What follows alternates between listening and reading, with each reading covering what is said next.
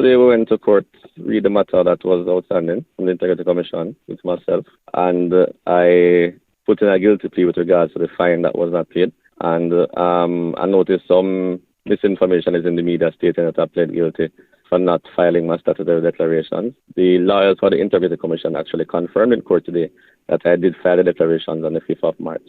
So it is clear that I did submit the information. Now, you have a lot of people where like we say, vlogger and blogger, they mislead the people of Jamaica with their information. Now, look at your screen right now and see what you see. And this is from the Jamaican Gleaner. And it said, Dwayne Vaz plead guilty to failing to comply with IC rules. But then, on hear the voice note I just played a while ago. On hear what Dwayne Vaz say. Alright, look at this one now. Dwayne Vaz plead guilty to failing to pay fine relating to 2019 statutory declaration. So, them did put out a fine and them never did say about nothing to Dwayne Vaz about it. Him never did know what to do according to what he said. So, that is why he's here right now to pay the fine. So, Dwayne Vaz did not plead guilty for failing to comply with the IC rule. That is false information, people. False information. And sometimes I wonder why. You understand? But I just say tingo. But people, Dwayne Vaz plead guilty. You understand what I say? So failing to pay a fine relating to the 2019 statutory declaration, people. That's what I'm plead guilty for. Him not plead guilty, but no IC rules and all of them. Something there. You understand? So that half a table. So I don't believe in them. Something there. Now, bless up to my viewers and my subscribers them. Me hope everybody having a blessed and a wonderful evening. Now, my viewers and my subscribers, remember, in everything you do, always put God first. In every and any situation, just always remember to call upon God. Always remember to pray, because a prayer day keep the devil away. People, we soon come.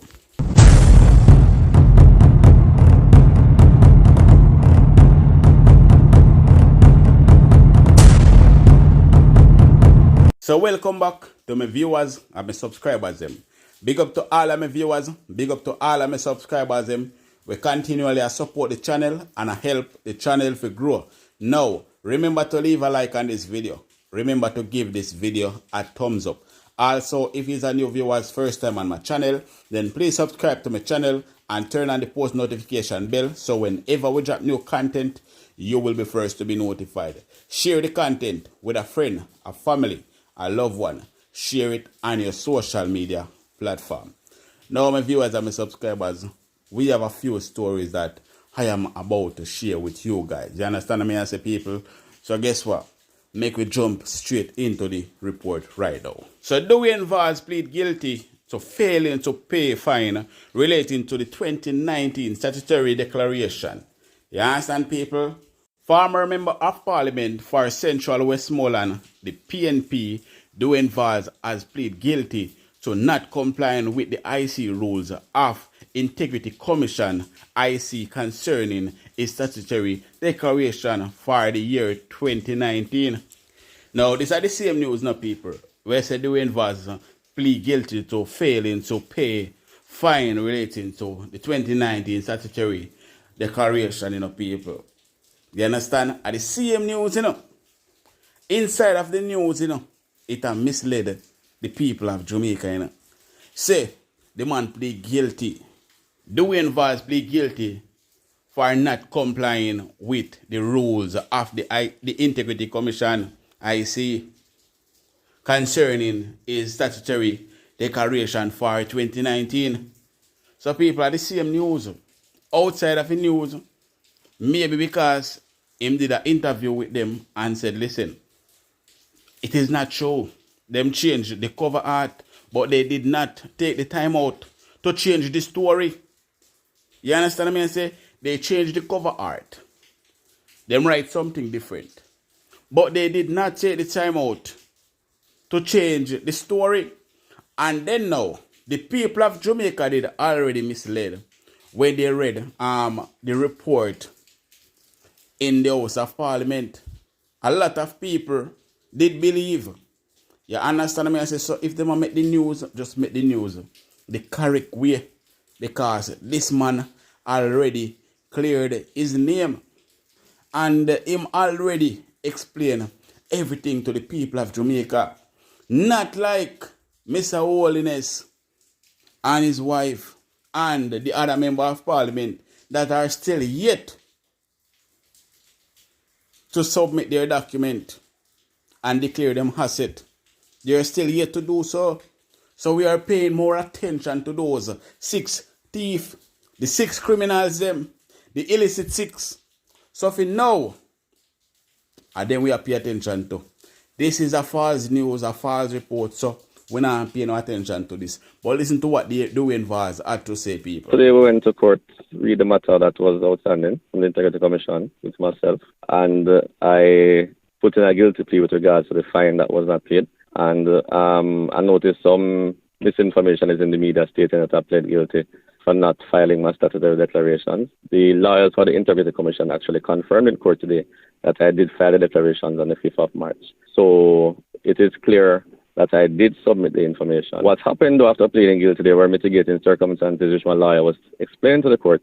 And when he asked the prosecution for a synopsis of what happened, they still did not include the letter that I got from them on May 18th to state that the filing was declared and everything. So because of that, the judge has asked both lawyers to have some discussions, and then we can finalize the matter on the next court date. So when you want people, the case done, it over with. Him pay the fine and everything complete. No, so it wasn't about what they're putting out there inside of the media. They're just trying to make this man look bad. You understand me? I say, now, people, make we continue. So Dr. Dayton Campbell said, PNP supporters has grown since the local government election. But Dr. Campbell, make sure you say, uno and chat, because if uno slip, uno slide with the Jamaican people them. But anyway, make we continue.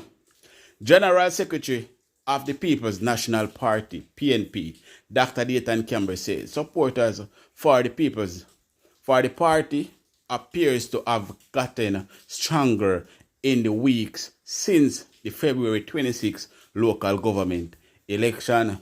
Now, people, I am going to play an audio. You guys can take a listen, take a look, and leave your honest opinion down below in the comment section. But do remember to leave a like on this video if you haven't liked this video as yet, and subscribe if you haven't subscribed as yet, and turn on the post notification bell. Now, people, check out this audio right now. Dr. Campbell was reacting to the results of a PNP commissioned poll conducted by Don Anderson and published by the Gleaner newspaper on Tuesday, which shows the party with an almost 8 percentage point lead over the ruling JLP. The poll canvassed the views of 1,057 respondents and has a margin of error of plus or minus 3%.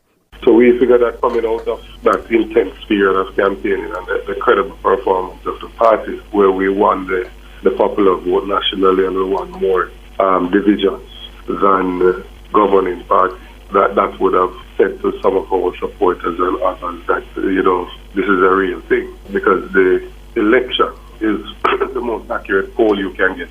And having come out of that winning more divisions and winning the popular vote, we felt that more of our supporters would be like, well, maybe this is for real. So I think that is what is showing there, that the momentum is gathering. We used it as well to see a check coming out of the budget debate. Wanted to get a check to see where we are so we can chart our course forward. The poll conducted between April 4 and 12 this year shows that the PNP would get the support of nearly 37% of respondents in comparison to 29% support for the JLP. Dr. Campbell says the PNP will not rest on its laurels but will continue its work to present itself as a suitable alternative to Andrew Holness's JLP. He says part of that work will see the party continue to tell Jamaicans about the leadership capacity of party president Mark Golding. We never ever stop our work in the middle of the game. We run right through to the tape. So that is an ongoing process to present the leader to the country so that they can be aware of who he is, what he stands for, his views on things, and what he's bringing to leadership. Dr. Campbell says the raw numbers show that Mark Golding is growing into a strong political contender. Prime Minister Holness has led the JLP into 3 local governments, 2012, 2016, and 2024. The party under Holness polled 247 votes in 2012, 287 in 2016, and 289 in 2024. Mark Golding has led the PNP into 1 local government election, and coming out of that, the PNP polled 311,000 votes, which is more than we polled in the general election of 2020, where we polled 306,000. I think those who want to continue to have that discussion, they're having it to their own peril. Mark Golding has arrived on the big platform. He has proven himself in the local government election, and I'm happy if people continue to underestimate him. But Mark Golding is no fluke. He's here and is a real deal. Now, veteran politician and a former president of the People's National Party said, growing tribalism in Garden House is a big concern. Veteran politician and former president of the People's National Party, Dr. Peter Phillip, is concerned about the growing division and lack of cooperation in Garden House. So, you hear what they go on, people? You hear what they go on? A seriousness go on in a Garden House, you know? A tension a build up between the 2 parties them in a Garden House, you know? Because none of them now back down and both of them are go head to head. But people, make we continue. Dr. Phillip was recently speaking on Nationwide at 5 to mark his 38 years as a member of Parliament. In a frank admission, the MP for East Central St. Andrew admit that throughout his own actions over the years, he may have contributed to the tribalism plaguing the modern democratic process. So when you hear what they go on, people, Dr. Peter Phillip not just blame the nowadays politician them, but their behavior throughout the years growing up as a politician, the way how them behave in a parliament, the younger generation now, them a behave even worse and them take it even more serious. You understand what I say? Because you know, them a youth nowadays, them have too much tempers. So you know, so them take this thing even more serious. So Dr. Peter Phillip, I take some of the blame, but listen to what Dr. Peter Phillip had to say, people. As battle lines are being drawn for what's expected to be a hotly contested general election on the horizon, at least one MP will not be joining his fellow colleagues on the hustings. Dr. Phillips has already signaled his exit from representational politics after more than 30 years.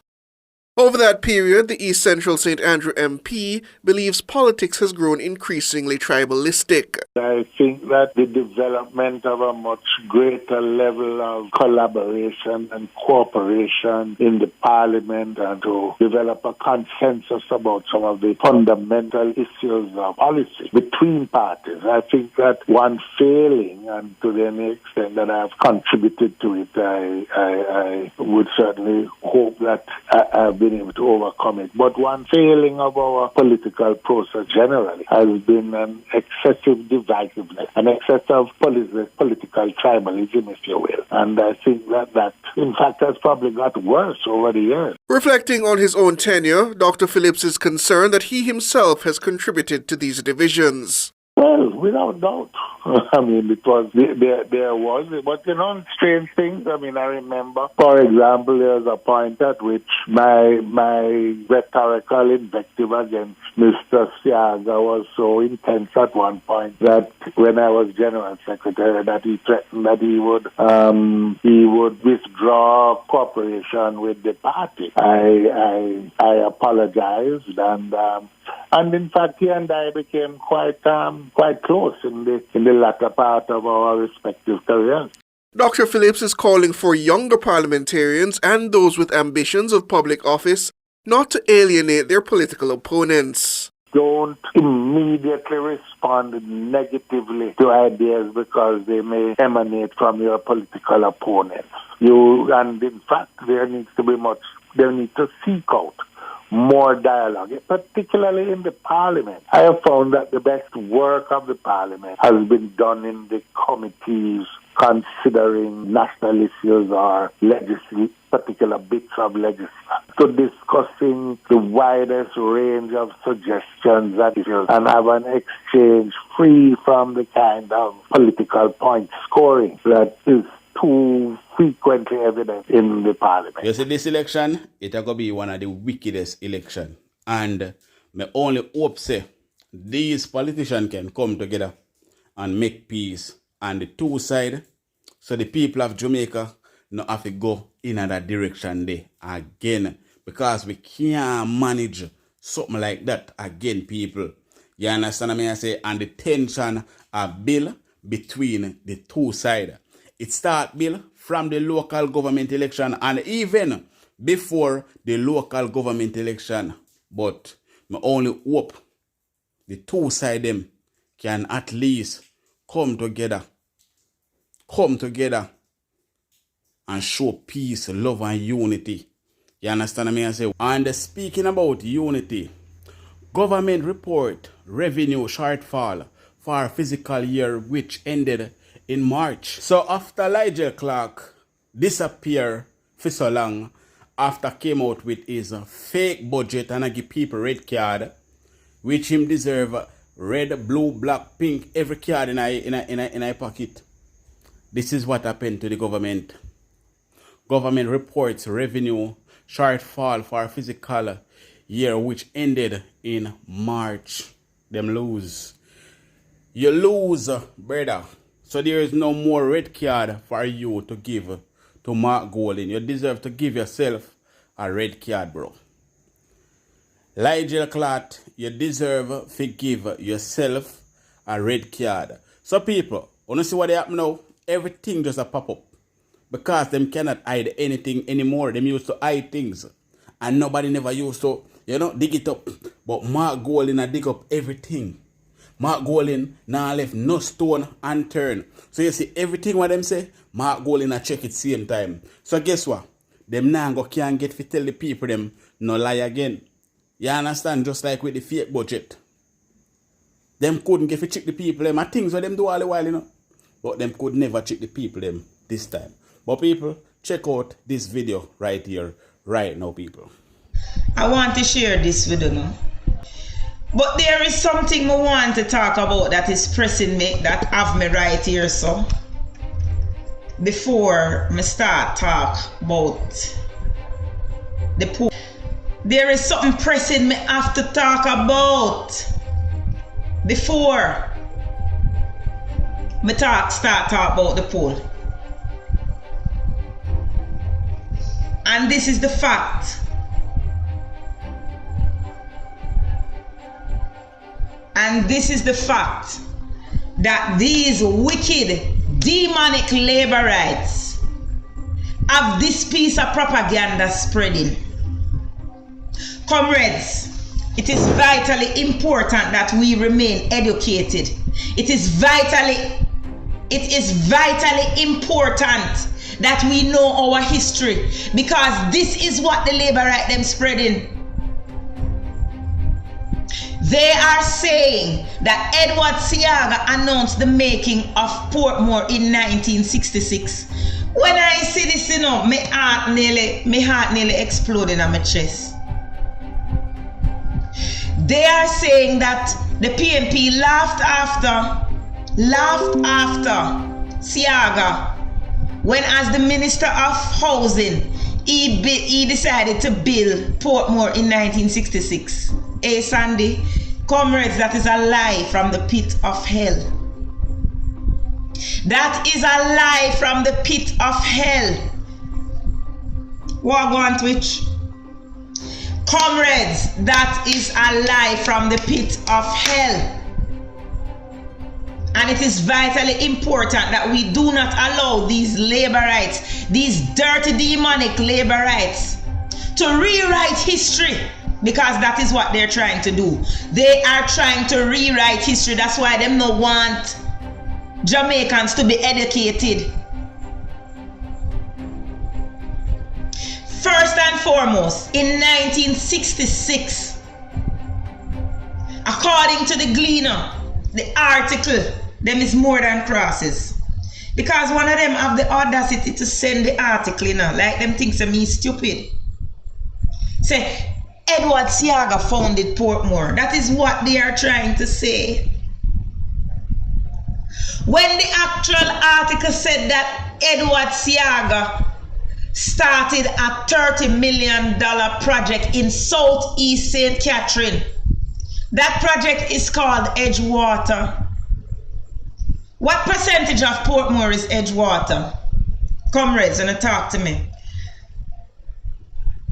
How does starting a community that is now included in Portmore considered creating the entire Portmore? It goes further, It goes further. Because what they're trying to do is build a case to name, they say they want to start, they want Portmore to become a parish. They are trying to create a case to name it after Seaga. Portmore people, beware. Beware, Portmore people, because these demons are coming for your city. And they want to rename it. They want to name it after Eddie Seaga. Because they want to tell people that Eddie Seaga started Portmore, which is a lie from the pit of hell.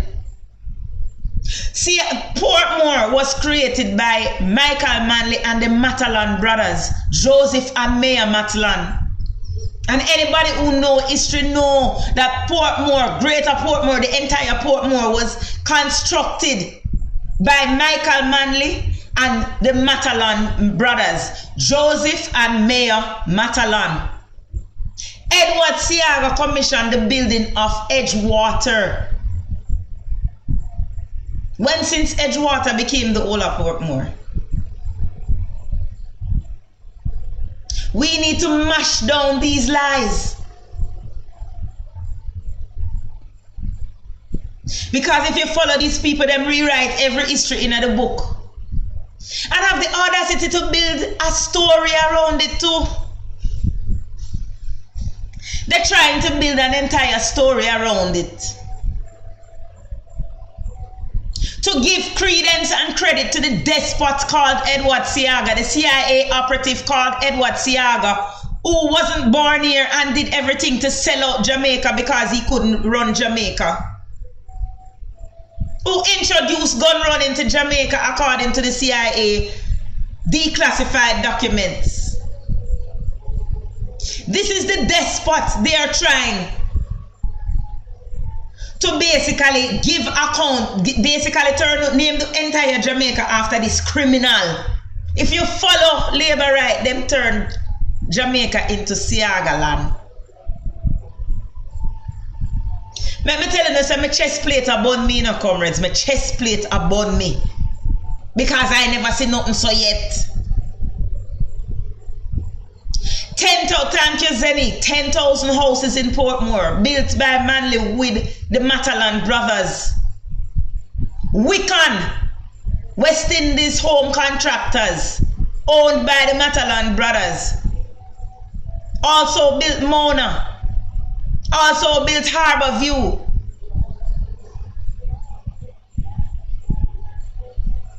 Seaga in 1966 commissioned the building of Edgewater.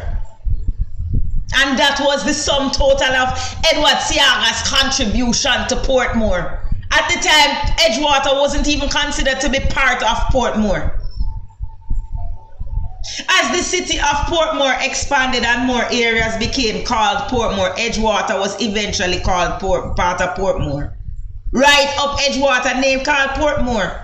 Portmore was Portmore and Edgewater was Edgewater. Do not allow these people to rewrite the history. Them wicked, them wicked, them wicked, them wicked, them wicked. But God don't like ugly comrades.